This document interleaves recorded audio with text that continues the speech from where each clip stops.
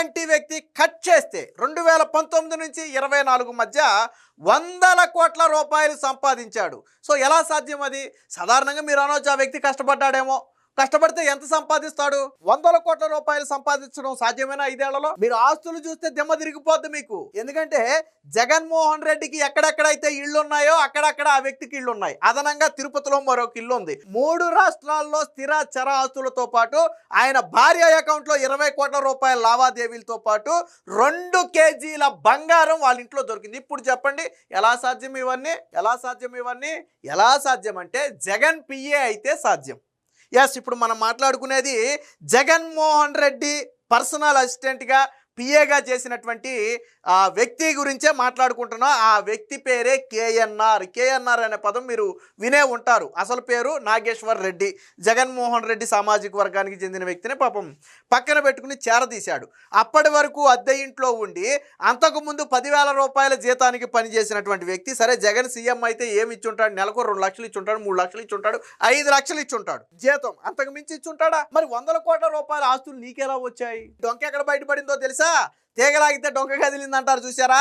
అలాగా చెవిరెడ్డి భాస్కర్ రెడ్డి పాత్ర, లిక్కర్ స్కామ్లో చెవిరెడ్డి భాస్కర్ రెడ్డి పాత్రను బయటికి లాగుతున్న నేపథ్యంలో ఈ నాగేశ్వర్ రెడ్డి పేరు బయటకు వచ్చింది. ఎలా బయటకు వచ్చిందంటే ఆ చెవిరెడ్డి భాస్కర్ రెడ్డికి చెందినటువంటి ఒక లేఅవుట్లో 47 ఎకరాలతో ఆయన లేఅవుట్ వేస్తే అందులో 10 ఎకరాలు పాపం కొన్న వ్యక్తి ఎవరో తెలుసా?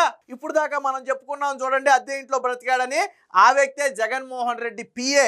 10 ఎకరాలు 2021లో కొన్నాడు. ఎకరం 8 లక్షల చొప్పున 80 లక్షలు వెచ్చించి కొన్నాడు. సో ఈ చెవిరెడ్డి భాస్కర్ రెడ్డికి సంబంధించినటువంటి విచారణ నేపథ్యంలో ఎవడరా 10 ఎకరాలు ఒకేసారి 80 లక్షల రూపాయలు చెల్లించుకున్నది ఎవడరా ఈడని బయటికి పేరు తీస్తే వచ్చిన పేరే ఈ నాగేశ్వర్ రెడ్డి. ఎవరా ఈ నాగేశ్వర్ రెడ్డి అని ఆరాధిస్తే తెలిసిందే జగన్మోహన్ రెడ్డి పిఏ. సరేలే బాబు, నువ్వు ఇంత డబ్బు ఎక్కడి నుంచి వచ్చింది? నువ్వు ఎలా కొన్నావు? అప్పు తీసుకున్నావా? లోన్ తీసుకున్నావా? లేకపోతే ఎవరైనా ఇచ్చారా? లేదా నీకు ఏదన్నా ఉన్నది అమ్మావా? ఎలా కొన్నావో చెబుతి కానీ రా అని సిట్ అధికారులు పిలిస్తే వాళ్ళ మైండ్ బ్లాక్ అయ్యింది. తీరా ఆరాధీయటం మొదలు పెడితే 3 రాష్ట్రాల్లో ఆస్తులు ఉన్నాయి, 3 రాష్ట్రాల్లో ఇల్లు ఉన్నాయి. ఆయనకు ఒక విజయవాడలో ఉన్నటువంటి ఒక కార్ల షోరూంలో ఆయనకు వాటా ఉంది. అలాగే ఒక సాఫ్ట్వేర్ కంపెనీలో ఆయన భార్యకు వాటా ఉంది. 20 కోట్ల రూపాయల నగదు వాళ్ళ లావాదేవీలు జరిగాయి. అలాగే ఆయన భార్య పేరు మీద లేదా బంగారం, ఇంట్లో ఉన్నటువంటి బంగారం 2 కేజీల బంగారం ఉంది. సో రాష్ట్రం నలుమూలలా కూడా 3 రాష్ట్రాల్లో, ఒక రాష్ట్రం కాదు 3 రాష్ట్రాల్లో స్థిర చర ఆస్తులు అనేకం ఉన్నాయి. ప్రతి చోట ఒక ఇల్లు ఉంది. ఎలా సాధ్యమైంది? ఎంత ఎక్కడి నుంచి వచ్చింది ఈ సొమ్ము?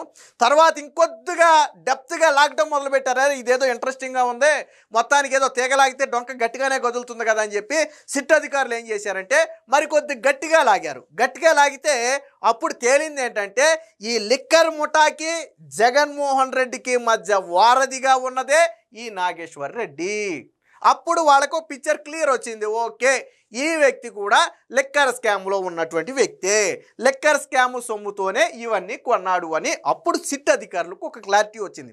వాస్తవానికి జగన్మోహన్ రెడ్డి డైరెక్ట్గా ఎవరికి ఫోన్ చేయడు. జగన్తో ఎవరైనా మాట్లాడాలి అన్నా, జగన్మోహన్ రెడ్డితో ఎవరికైనా మీటింగ్ ఏర్పాటు చేయాలి అన్నా అటుపక్క వ్యక్తి ఎవడైనా సరే ఫోన్ చేయాల్సింది ఎవరికయ్యా అంటే ఈ పిఏ నాగేశ్వర్ రెడ్డికి చేస్తే, నాగేశ్వర్ రెడ్డి జగన్కి చెబితే, జగన్ టైం చెప్తే ఆ టైంని వాళ్ళకి చెప్తాడు. అంటే వీరి మధ్య కోఆర్డినేషన్ మొత్తం చేసి మీటింగ్లు అరేంజ్ చేయడం దగ్గర మొదలుపెట్టి ముడుపులు అందినయా లేదా, అందిన ముడుపులు వెళ్లాల్సిన చోటకి వెళ్ళాయా లేదా, ఎంత వచ్చింది ఏంటి, ఈ కథా కమిషాలన్నిటినీ కూడా చూసుకున్నటువంటి వ్యక్తే ఈ నాగేశ్వర్ రెడ్డి. సో ఆ వ్యక్తి అంటే అంత కథ నడిపాడు కాబట్టే ఆ స్థాయిలో సంపాదించగలిగాడు. పైగా నిన్న సిట్ అధికారులు అడిగితే అంత డబ్బు ఎలా వచ్చిందయ్యా, ఎలా కొన్నావని అడిగితే నాకు గుర్తులేదు, మర్చిపోయానని చెప్పాడంట. ఎవడైనా సరే డబ్బు ఎలాగ వచ్చిందంటే గుర్తులేదు, మర్చిపోయానని చెప్తాడా? పోనీ నీకు ఎక్కడెక్కడ ఆస్తులు ఉన్నాయంటే గుర్తులేదు, మర్చిపోయానంటే అదొక దారి. నీకు డబ్బు ఎక్కడి నుంచి వచ్చిందంటే ఎలా వచ్చిందంటే గుర్తులేదు, మర్చిపోయాడంట. సరే, మరి ఈ ఖాతాలు ఇవన్నీ నిర్వహణ, ఇన్కమ్ ట్యాక్సులు ఏంది కథ ఏందని అడిగితే నాకు అవన్నీ తెలీదు, మా ఆడిటర్ చూసుకుంటాడని చెప్పాడంట. సో అంటే ఏ స్థాయిలో వైసీపీ హయాంలో అటు పిఏ దగ్గర మొదలుపెట్టి ఇటు నాయకుల వరకు కూడా ఏ స్థాయిలో దోచుకున్నారో చెప్పడానికి ఇది ఒక చిన్న ఉదాహరణ. దీనికి సంబంధించినటువంటి వార్త ఒకటి వచ్చింది, ఒకసారి చూద్దాం. జగన్ పిఏనా మజాకా? మరి జగన్మోహన్ రెడ్డి పిఏ అంటే ఆషామాషిగా ఉంటుందా? మినిమం ఆ మాత్రం ఉంటుంది. ఆ మాత్రం లేకపోతే వాళ్ళు జగన్ పిఏనే కాదు, వాళ్ళు ఐదేళ్లలో కేఎన్ఆర్ 100 కోట్ల అక్రమార్జన, లిక్కర్ ముఠాకు వైసీపీ నేతకు మధ్య వారధి. నేనా చెప్పింది అదే. ఇది ఫైల్ ఫోటో. జగన్మోహన్ రెడ్డితో పాటు మొత్తానికి ఏదో హెలికాప్టర్లో వెళ్తున్నాడు. ఈ ఫోటోలో మీరు మనిషిని అయితే చూడొచ్చు. జగన్ సీఎం కాకముందు అద్దె ఇంట్లో సాదాసీదా జీవితం, గద్దెనెక్కాక అనూహ్య సంపద. 3 రాష్ట్రాల్లో ఆస్తులు, వెంచర్లు, ఇళ్ళు, కంపెనీలు. తిరుపతి, దర్శి, జగ్గయ్యపేట, భోగాపురంలో భూములు, బెంగుళూరు, హైదరాబాదు, బెజవాడ, కడప, తిరుపతిలో ఇళ్ళు. భార్యక బ్యాంకు ఖాతాలో 20 కోట్లు, 2 కిలోలకు పైగా బంగారం. బెజవాడ కార్ల షోరూంలో వాటా, హైదరాబాదు సాఫ్ట్వేర్ కంపెనీలో భార్యకు వాటా.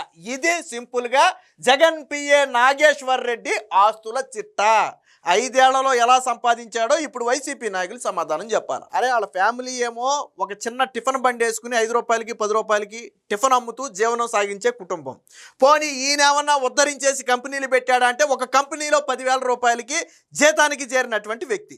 ఆ తరువాత ఎవరి ద్వారా వెళ్ళాడో తెలియదు కానీ జగన్మోహన్ రెడ్డి దగ్గరికి చేరాడు. సరే చేరాడు, ఓకే. పోనీ జగన్మోహన్ రెడ్డి ఏమి దోచిపెట్టాడా అంటే 2019 వరకు అద్దింట్లోనే ఉన్నాడు. అంటే జగన్ రెడ్డి ఉన్నప్పుడు ఏమి చిల్లిగవ్వ కూడా ఇవ్వలా. బట్ జగన్ సీఎం అయిన తరువాత మాత్రం అక్రమార్జన చేయడానికి అవకాశం దొరికింది. ఎందుకని?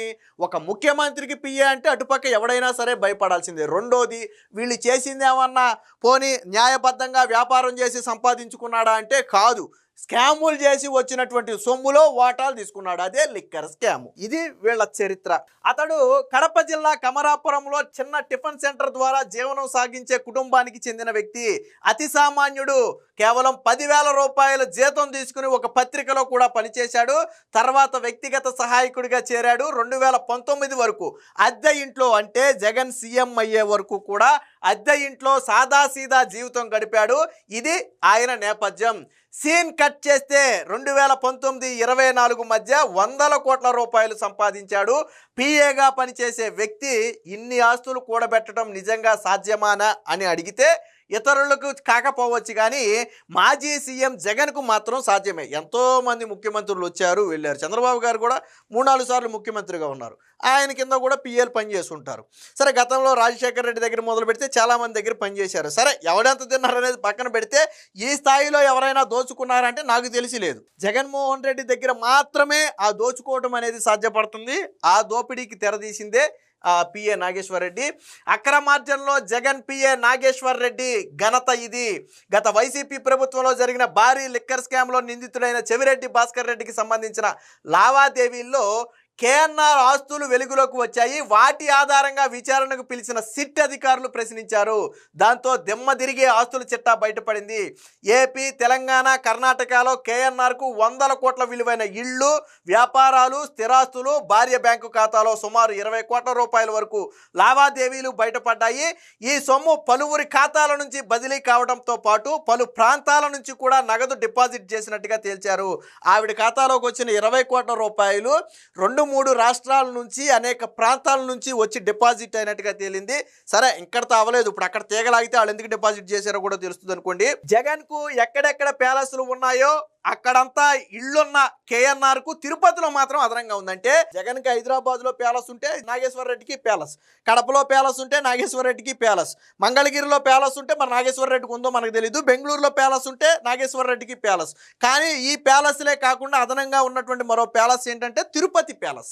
జగన్కి లేదు, నాగేశ్వర రెడ్డికి ఉంది. అది తేడా. మిగతా అన్ని సేమ్ టు సేమ్. ఏది అడిగినా దాటవేత ధోరణి. గత వైసీపీ హయాంలో జరిగిన 3,500 కోట్ల లిక్కర్ స్కాము సిట్ విచారిస్తున్న సంగతి తెలిసిందే. వైసీపీ కీలక నేత చెవిరెడ్డి భాస్కర్ రెడ్డి ముడుపుల సొమ్ము కోట్లాది రూపాయలు తరలించినట్టుగా తెలిసింది. ఆయన ఆస్తుల వివరాలు పరిశీలించగా తిరుపతి జిల్లా కేవీబీ పురం మండలంలో ఒల్లూరు వద్ద కేవీఆర్ ఇన్ఫ్రా పేరుతో 47 ఎకరాల లేఅవుట్లు వివరాలు బయటపడ్డాయి. ఈ కేవీఆర్ ఇన్ఫ్రా ఎవరిదయ్యా అంటే చెవిరెడ్డి భాస్కర్ రెడ్డిది. అందులో నుంచి ఆస్తులు కొనుగోలు చేసిన వారి లిస్టు బయటికి తీస్తే జగన్ వద్ద పిఏగా పనిచేస్తున్నటువంటి కేఎన్ఆర్ పేరిట 10 ఎకరాలు 2021లో రిజిస్టర్ అయింది. అంటే జగన్ సీఎం అయిన 2 ఏళ్లలోనే దాదాపుగా 10 ఎకరాలు, ఎకరం 8 లక్షల చొప్పున మొత్తంగా 81 లక్షల రూపాయలకు కొనుగోలు చేశాడు. దీంతో అధికారులు నోటీసులు ఇచ్చి పిలిస్తే విజయవాడ పోలీస్ కమిషనరేట్లో జరిగినటువంటి విచారణలో భాగంగా ఈ వివరాలన్నీ కూడా బయటకు వచ్చాయి. చెవిరెడ్డి కుటుంబానికి చెందిన కేవీఆర్ ఇన్ఫ్రాలో 10 ఎకరాల భూమి కొనుగోలు చేయడానికి 81 లక్షల డబ్బు ఎక్కడి నుంచి వచ్చిందని సిట్ అధికారులు అడిగితే తనకు గుర్తు లేదని, అవన్నీ తన ఆడిటర్ చూసుకుంటారని దాటవేత సమాధానం ఇచ్చాడు. అయితే ఒక్కో ఆస్తి చిట్టాను బయట పెడుతూ ఈ డబ్బులన్నీ కూడా లిక్కర్ స్కామ్ ముడుపుల ద్వారా వచ్చిన డబ్బులేనా అని ప్రశ్నిస్తే ఒక్కసారిగా కొంగుదిన్నటువంటి కేఎన్ఆర్ కాదు అని తప్పించుకునే ప్రయత్నం అయితే చేసి పొంతన లేని సమాధానాలు చెప్పారు. చిన్న టిఫిన్ సెంటర్ ఏర్పాటు చేసుకుని జీవనం సాగించే కుటుంబానికి చెందిన మీరు జగన్ పంచిన చేరకముందు వరకు అతి సామాన్యుడిగా ఉండి అద్దె ఇంట్లో బ్రతికిన మీరు 100 కోట్ల రూపాయలు ఆస్తులు ఎలా వచ్చాయి అని సిట్ అధికారులు గుచ్చి ప్రశ్నించారు. సిట్ అధికారుల విచారణలో ఇంకా ఏం తేలిందో తెలుసా? విజయవాడలోని ఒక ప్రముఖ కార్ల షోరూమ్ అంటే ఆషామాషి వ్యవహారం కాదు, కోట్ల విలువ చేసే షోరూమ్ అయి ఉంటుంది. ఆ ప్రముఖ కార్ల షోరూమ్ లో ఈయనకి వాటా ఉంది. అలాగే తన బామ్మర్ది రఘునాథ్ రెడ్డి పేరుతో ఉన్నటువంటి ఒక ఐటీ కంపెనీలో పిఏ భార్య అయినటువంటి శశికళకు వాటా ఉంది. అంటే ఒక ఐటీ కంపెనీలో వాటా ఉంది, ఒక కార్ల షోరూంలో కూడా వాటా ఉంది. అంటే ఇందాక మనం చెప్పుకున్న ఆస్తులకి అడిషనల్ అనమాట ఇవి. సో మరి ఎంత వచ్చాయి, ఎలా వచ్చాయి, వాటిలో పెట్టుబడి ఎలా పెట్టారో వాళ్ళకే తెలియాలా? సో వీటిలో పెట్టుబడి పెట్టడానికి అంత సొమ్ము ఎక్కడి నుంచి వచ్చింది, బ్యాంకు లోన్ తీసుకున్నారా, అప్పు చేశారా అంటూ సిట్ అధికారులు ప్రశ్నిస్తే వాటికి మాత్రం సమాధానం ఇవ్వలేదు. సో కాల్ డేటా సేకరణ, ఈ లిక్కర్ స్కామ్ ముఠా సభ్యులకు ముఖ్యమంత్రి జగన్కు మధ్య వారధిగా కేఎన్ఆర్ వ్యవహరించినట్లుగా కాల్ డేటా ప్రకారం నిర్ధారించారు.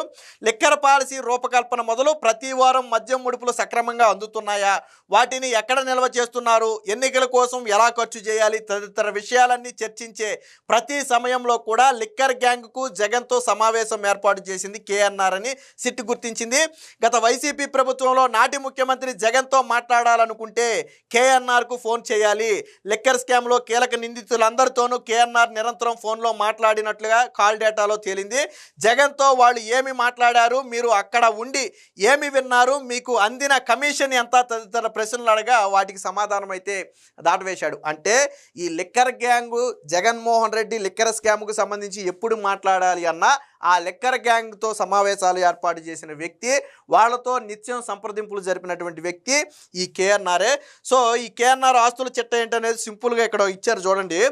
బెంగళూరులో 2 ఫ్లాట్లు ఉన్నాయి, తిరుపతిలో మరొక 2 ఫ్లాట్లు ఉన్నాయి, హైదరాబాదు, కడప, విజయవాడలో ఇళ్ల నిర్మాణం ఉంది, నిర్మాణం చేపట్టారు ఆల్రెడీ. బెజవాడ కార్ల షోరూమ్ లోను, హైదరాబాదు సాఫ్ట్వేర్ కంపెనీలో వాటాలు ఉన్నాయి. జగ్గయ్యపేట ప్రాంతంలో 40 ఎకరాల వ్యవసాయ భూమి ఉంది. ప్రకాశం జిల్లా దర్శిలో 10 ఎకరాలు, భోగాపురం విమానాశ్రయం వద్ద మరికొంత భూమి, అలాగే భార్య పేరు మీద 2 కిలోల బంగారం. దీంతో పాటు భార్య ఖాతాలో 20 కోట్ల రూపాయల నగదు లావాదేవీలు. సో ఇది ఫైనల్గా పిఏ చిట్టా. అంటే జగన్మోహన్ రెడ్డి దగ్గర